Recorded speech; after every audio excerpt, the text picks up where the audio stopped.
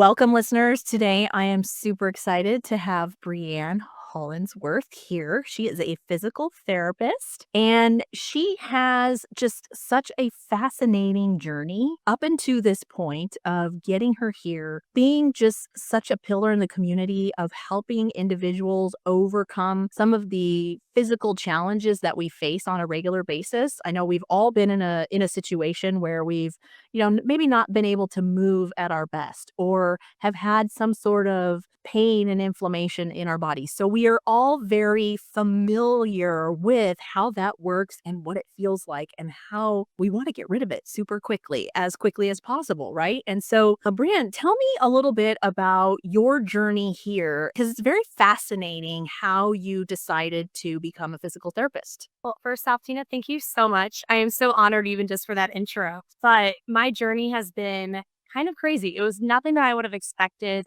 to have happened. I always knew I wanted to be a physical therapist. I wanted to have the hands-on action part of healing. But to get there, I took all the right steps. I did undergrad. I had a pre-physical therapy degree, which looking back, very oddly specific degree, but I knew what I wanted. And then went to grad school for physical therapy. But during that time frame, I was a patient in the traditional healthcare system. So I was put on birth control at a very, very young age. I was switched back and forth off of birth controls. And during grad school, my insurance stopped covering the birth control I was on. So they just switched me just because of insurance coverage. I was switched to very high estrogen birth control, ended up getting anxiety and depression, being put on a antidepressant. The antidepressant caused serotonin syndrome, was taken off of that, put on another antidepressant, and then gut medications because a lot of your serotonin receptors are in your gut. So the whole time I'm becoming a clinician for the healthcare system, I was a patient in the healthcare system that was repeatedly being failed for conservative care. But I just thought I was a hot mess. And that's what I hear. A lot of my patients come in, they just go, "Oh, I'm a hot mess." I'm like, "Are you, or is your journey just going through some roundabouts right now?" But went into the healthcare system then as a clinician, thought I would love it. I had so much passion for what I learned. Went to the clinic and I hated it. I was treating 2 to 3 patients at a time. And all of the things that I was passionate about, I was not able to actually apply in the day-to-day setting. It was actually discouraged to spend that one-on-one time. It was discouraged to have your computer away. We were supposed to be multitasking instead of treating our patients. So after really exhausting all options, I switched clinics, I switched specialties. I did everything I could do until I hit the point where I realized my passion's physical therapy, but it's not physical therapy in this clinic setting. So something had to change. And thankfully, I had some colleagues near me that really pushed me and helped me come up with Optimize, which embodies both my lymphatic certification and my pelvic floor certification. That's amazing. And I commend you for finding ways to combat the challenges of our healthcare field, right?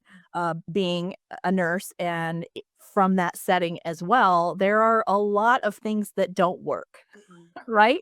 And there's some that do, so it's not everything about it, but I totally can relate in knowing what it is that you want to do, having this idea of what that's going to look like, but then you get into it and you're like, wait a minute, this isn't what I signed up for. Exactly. Am I really delivering the kind of care I want to be known for?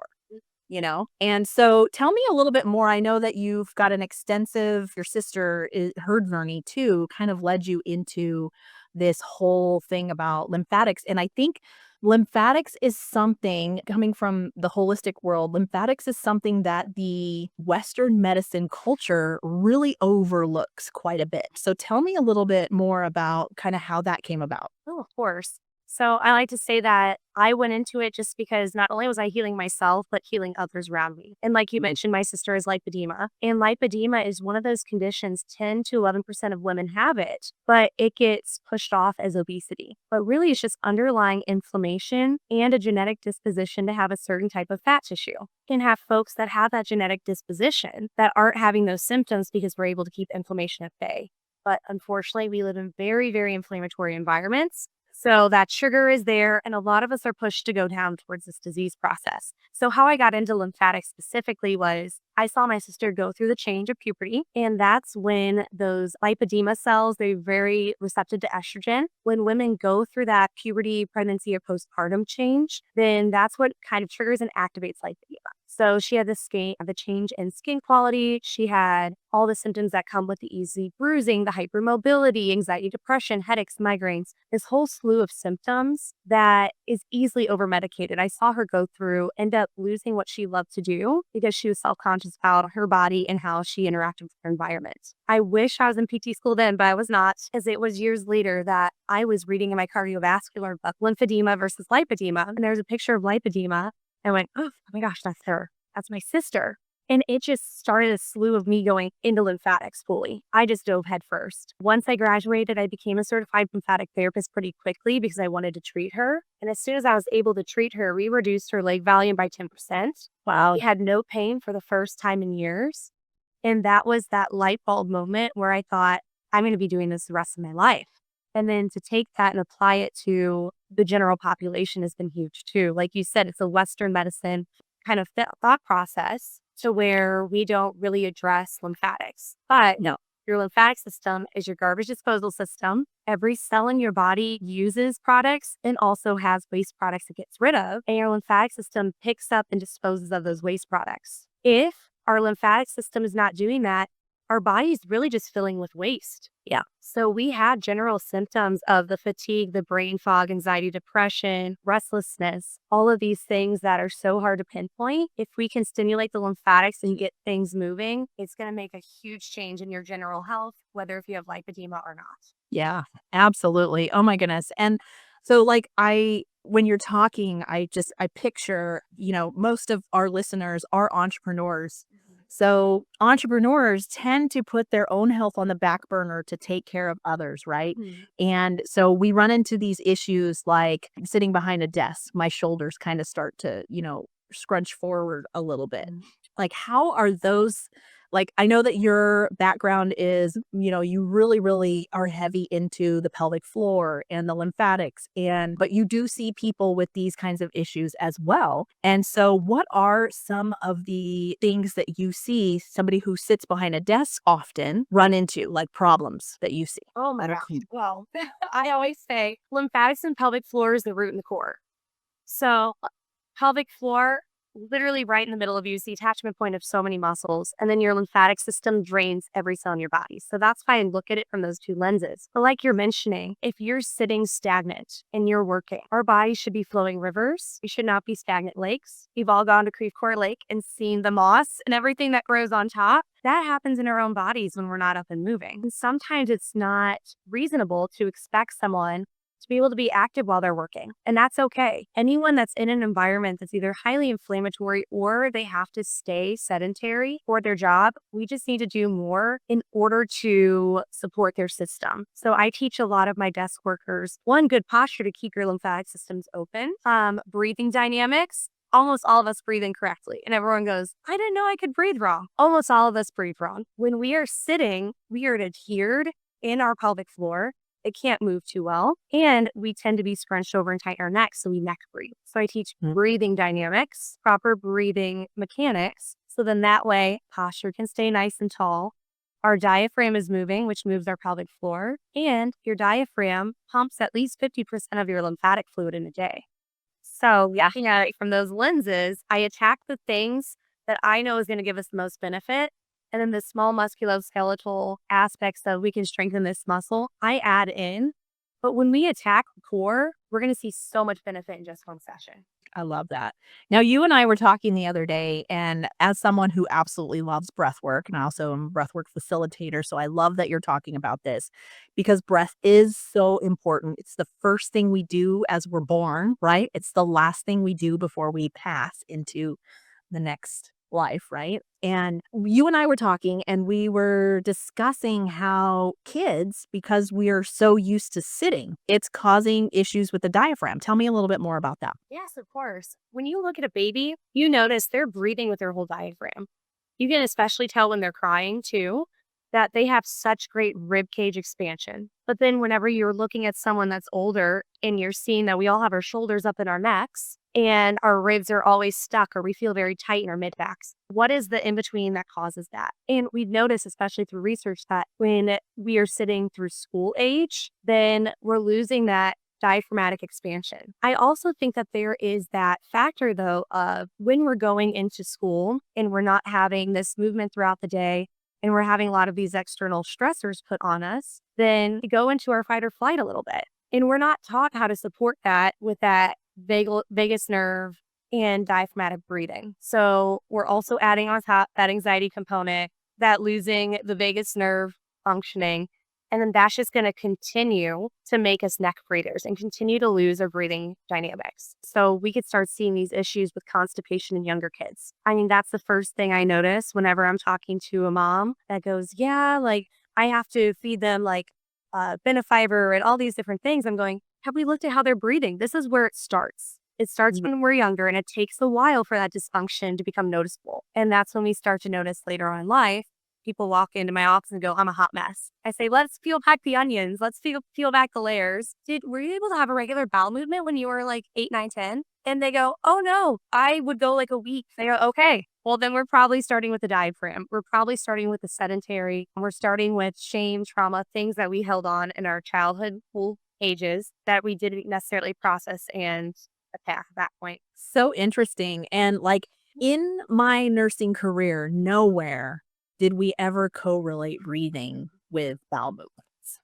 Water intake, yes, but never breathing. So I find that very interesting that you bring that up because a lot of us would not correlate the two Breathing in the diaphragm. the center of all of our functioning. Right. And like now doing breath work, I realize like, oh my goodness, this is so profound. And what you're doing and keeping the body fluid and moving and reducing the inflammation, so profound, right? Sure. Yeah. When I was Yeah. with nurses, oh my goodness, every nurse that I treat, because you are in high stress environments and you're holding bowel and bladder for hours, no matter how much water you're drinking, if you are not continuing that flow and you're not releasing properly, you're not breathing properly, we start seeing the pelvic floor issues. I was talking to a nurse the other day where I go, what's your frequency of going to the bathroom? She's like, well, once in a 12-hour shift and then once every 30 minutes afterwards. Oh, and I wake up like 4 times a night. And it's just these simple things that we put our bodies and ourselves in the back burner because we're trying to take care of other people, which we do need people in those positions. I mean, we need the ER nurses, the ICU nurses, the teachers, people that put themselves in stressful situations. But again, every time that you put yourself in that situation or you need to perform, we also need to figure out what are ways we can supplement your system to make sure you don't end up in that chronic inflammatory state causing chronic disease. Yeah, I love that. It is so profound to fill your cup first, so that you can care for others. Like, and I think as nurses, I see it all the time, being one, working with them, we tend to take care of everybody else before ourselves. It's a horrible habit, right? That many caretakers struggle with. Anybody in healthcare tend to struggle with that, right? And so let's say like if I only had 10 minutes as a nurse in my 12-hour shift or whatever, what are some key things that I can do to really maximize the diaphragm, the breathing, the pelvic floor, the lymphatic system, and really harness the power of having a little bit of self-care in that 12 hours? Of course. My favorite one is the big six. And the reason I like the big six, which I guess I should say what the big six is, it's 6 areas of high concentration of lymph nodes. And that's going to be your lymphatic system trying to get inflammation and fluid moving. You can do it within 2-3 minutes. And I teach almost every one of my lymphatic wellness clients this. So if you're sitting typing notes with my one free hand, I'm doing my sternal pumps, I'm doing my neck circles, my ear pumps, part of the big six to get things moving. The reason I love that is because your lymphatic system is rest and digest. So if we can stimulate your lymphatic system, your stress levels are going to decrease because vagus nerve is now being stimulated and we're getting colonic movement. That rest and digest is going to help push some bowel and waste away. Whereas when you're not stimulating that whole system, that's when we get that cycle of constipation and even constipation going into IBS. If they also have some extra time to be moving, then the diaphragmatic breaths, focusing on back and rib cage expansion, is my next thing I will tell somebody. And you look up a video for diaphragmatic breathing, it is focused on our abs and trying to get your stomach to get big, which can be a great start for some people that are locked up everywhere. But if you're only using the front part of your diaphragm, you are losing 75% of that diaphragm expansion. And you're losing a lot of that lymphatic pumping because your largest lymphatic vessel, called your thoracic duct, which drains your intestines, which is huge. Your lymphatic system for your intestines is fat absorbing and fat vitamin soluble or fat soluble vitamin absorbing. Intestinal lymphatics in both of your legs are going to have to pierce through that diaphragm. So full diaphragmatic expansion. So to answer in a short way, your big six and a rib cage back expansion. I love that. Do you have those on video that we could share with our guests? So I will be happy an ebook drop. The exercises, I can definitely make one today. I have some folks that when I'm looking at breathing, we have to start literally just laying on our stomachs to get our backs to expand. Yeah. We're so in our heads that we're not able to connect your other movements. So I do have a progression, but I'd love to drop some of those on video. Oh, that'd be great. That'd be fantastic. I think that's so profound and such a great way to get people started with just the idea of, it doesn't have to be super elaborate to get a little bit of self-love in there, and be able to maintain and keep your diaphragms moving and keep your body in a fluid position. Yeah. Little baby steps, they do tend to make a big difference versus doing nothing at all, right? And that's what gets us in trouble in the first place, is doing nothing, right? It's hard whenever you're taking on this huge program or you have to go somewhere. So I completely understand that if you start doing the big six, you're going to feel things moving. It's hard to remember that your body can heal itself. It sometimes just needs small steps. And if you need those small steps, then be ready to take the bigger step of doing a lymphatic drainage session or actually looking at your pelvic floor and the specific muscles of it. Then let's start small. Love that too. And increase confidence. Tell me about one of your most favorite success stories with one of your clients. Ooh, oh gosh. Okay. So I have a lot of them, but my most recent, and I hope she listens to this because I told her I'd give her a shout out at some point. The most recent was a patient that I had that had shingles about 3 years ago. Yeah, very odd. She went to functional medicine. Something just wasn't aligning with her body or absorbing with her body. That functional medicine that wasn't working for her. She tried everything for about a year. Then she was just told take antihistamines and Pepcid daily. And after a while of doing that, she's like, I don't want to have to do this daily. So she found me, thought, let's just give this a try. And during the session, we're moving things and she goes, oh my God. And she grabbed my arm. She goes, I'm not itchy. And I'm like, perfect. Let's keep going. I'm moving things. I'm doing my whole lymphatic drainage technique. And she gets up at the end and she goes, my legs feel wobbly. Like, I think the pressure, like your intracellular pressure, we moved enough fluid. She goes, I'm not itchy. I'm not in pain. My legs don't feel wobbly. And oh my God, I need to go to the bathroom. And that's because we have to excrete the fluid that we move. So I tell people after lymphatic drainage sessions. Yep. Yeah, that's a good thing. You're getting rid of that waste. No more trash collector. And she texts me the next day. She goes, is it weird that my urine was green?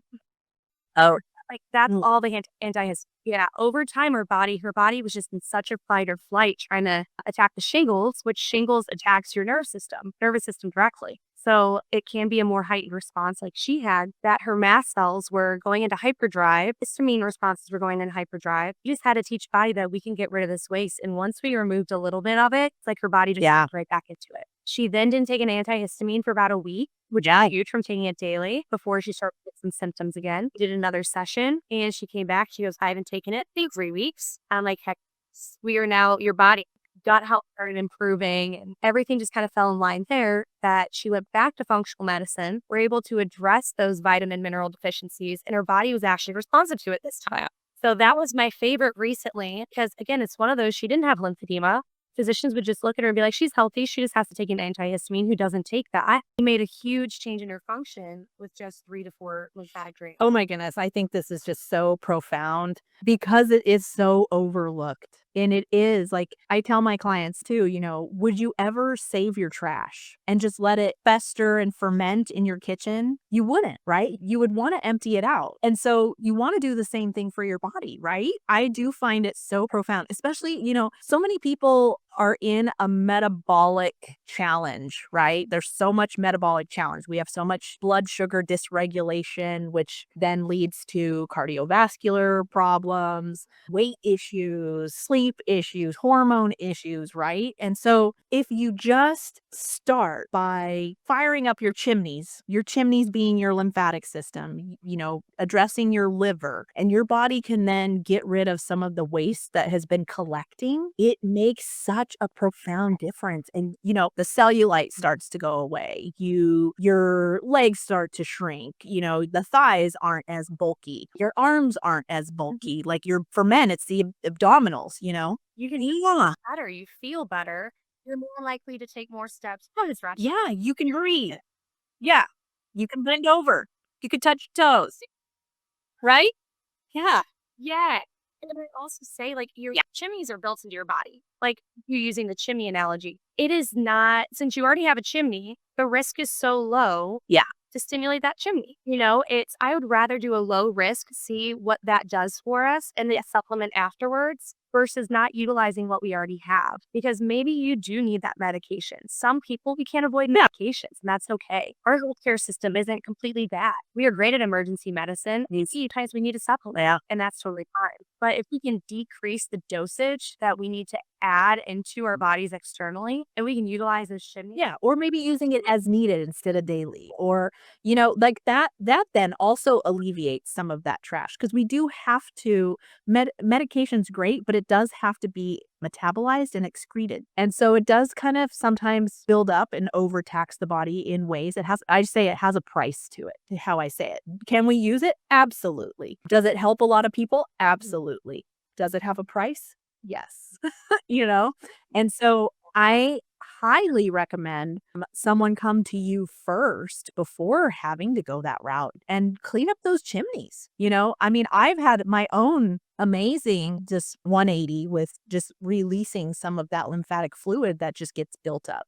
And I sleep better. I can think clearer, these are just some of the things I've noticed just by having good lymphatic drainage. And so I think about all the people with sleep issues, and it's like, is it really a sleep issue or is it a lymphatic issue?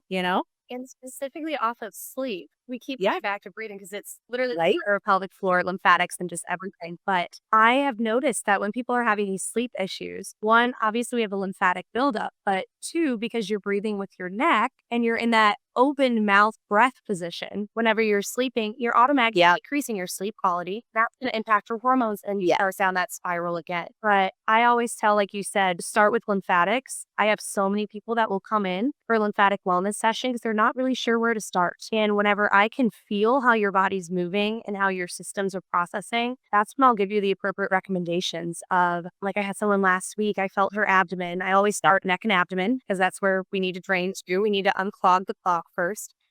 And I felt her right side. One, you're full, you're constipated. But two, this right side's guarding. What's going on? She goes, my right side's my bad side. I'm like, why do you say that? Oh, well, I cramp on that side the most. Talking through, it's a pelvic floor issue. Let's go to pelvic floor. Somebody else, I'm feeling in a different area. And I go, okay, all of these things are flowing, but this is what you need next. So it's a good way to have that feedback of connecting the dots, and we're going to get down to the root cause. Lymphatics is going to help almost anything unless you have heart and kidney failure. Lymphatics will help your progress with anything. But also a good thing about lymphatics is I am assessing every part of your body, and we're going to make a wellness journey. I love that you're individualizing your care. And that's really what led you to go out on your own with Optimize, right? Is because you can take that time with your client now and you can really sit down and you can assess and individualize their care. None of that cookie cutter stuff, right? Exactly. I was so sick of people coming in and I just had to say, here are these 5 exercises so I can charge therapeutic exercise on your insurance. How are they responding to the exercise? What is the exercise? I'm not even describing it to them. And then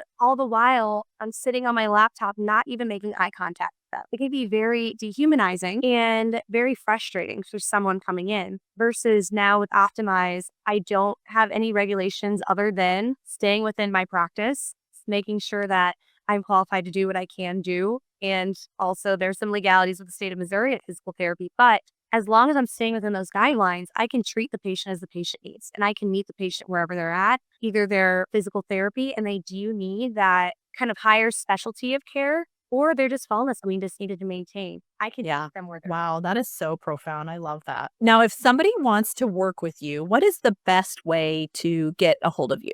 I have so many different ways to get a hold of me because whenever I first started, and we could have gone into this whole journey for a while, but I was in a Yeah. compete for a year. So whenever I finally went live this summer, I just threw it out there. So I have an Instagram, optimize_your_wellness. I say that one's probably the best because then you can look through those videos of the big six. You could start your big six before you even see me. You can see the videos of diaphragmatic breathing. And also, I have good explanations on there of how the pelvic floor and lymphatic system are related and how they're a good place to start. So that's the best place. You also can reach me through my website, optimize-pt-stl.com, or my email, optimizestl@gmail.com. Now, because I know the state of Missouri requires you to practice in the state of Missouri, are you able to help somebody with like they wanted to do virtual? Cool. I am.